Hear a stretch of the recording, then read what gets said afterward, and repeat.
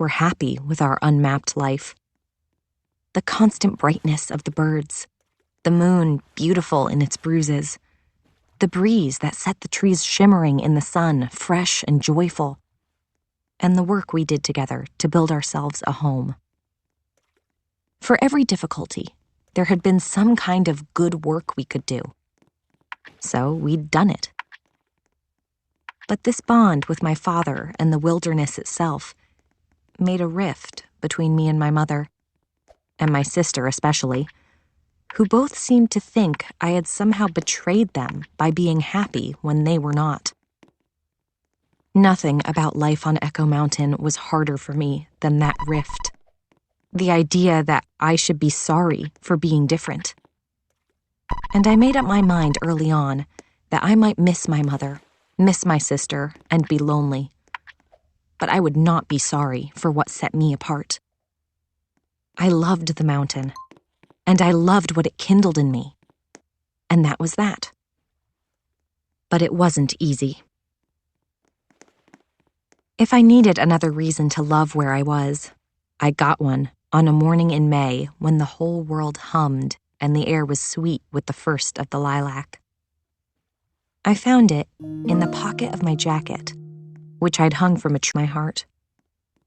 And I had been the one to choose the pup we kept, though my father had decided she should be Esther's dog, not mine. "Maybe having a puppy will help her be happier," my father had whispered when he took the little dog from my arms. "You and I are all right here, but Esther needs something more." So I had handed over the puppy I'd bottle-fed for weeks, watching sadly as my sister changed her name from Willow to Maisie and made her into a new doll of sorts, tying a strip of rag around her little neck like a ribbon, brushing her soft fur until it gleamed, and training her to sit, to stay. Just as Esther and my mother tied their hair back and polished their shoes and did everything they could to keep Samuel, too, from growing up wild. Chapter 5. By the time Quiet was born, I had found many more of the strange and marvelous gifts left by the stranger I'd glimpsed in the trees, each of them tiny, each of them enormous, like shooting stars. One of them I found next to Maisie's water bowl in the yard near the cabin door.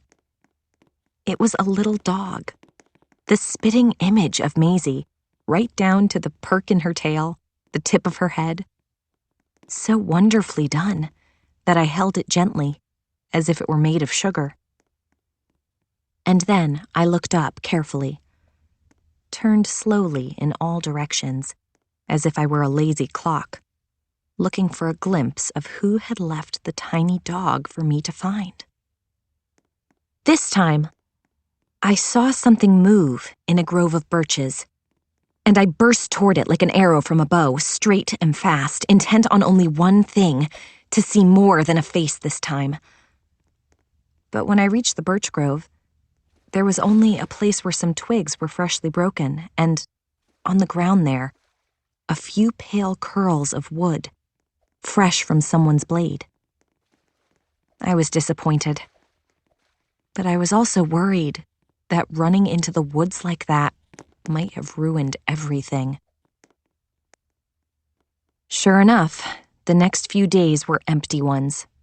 No new carvings, no glimpse of anyone among the trees, and I was sorry all over again that I'd been so impatient. I told myself that I wouldn't make the same mistake again, that I would wait and be careful and do what I could to prove that I was worth another chance. But at the end of a long week of waiting and wondering, I decided that the next move would have to be mine. So I left my jacket hanging from a branch as I had before and went into the cabin for the night. I thought doing that might seem like an invitation, a sign of friendship, a bridge. But in the morning, when I went out to fetch my jacket, I found nothing in its pockets. and I wondered whether perhaps the jacket had felt too much like a trap. Or whether I had indeed ruined everything by running into the woods, like a hunter chasing her prey. Finding another gift a month later was like a yellow sunrise after days of rain. It was a full moon face, left by the brook where I always went first thing to wash the night from my eyes. This time, I didn't even look around. I simply kissed the face of that moon, smiling, and hoped that someone was watching.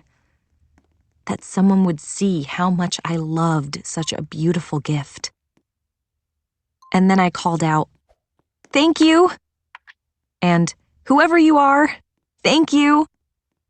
before I turned and went back toward the cabin again.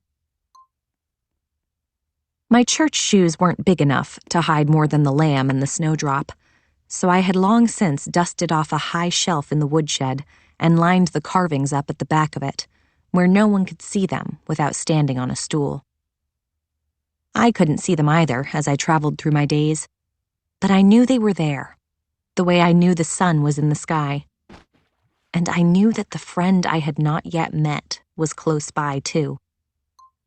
If Maisie suddenly stood at attention and barked at the woods, I figured I was being watched. But all I ever saw was a shadow of a shadow.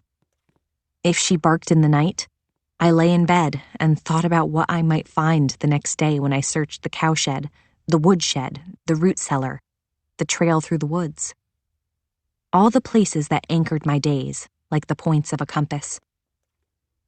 I thought of those little gifts as clues, because they told me things about the carver and myself, too. Whoever had made them was sweet and clever, and I was someone who noticed things that others missed. There was a reason I was the one who found the little creatures before anyone else did. Most eyes would have passed right over each of the carvings I'd hidden on the highest shelf. There was no reason for them to feel warm.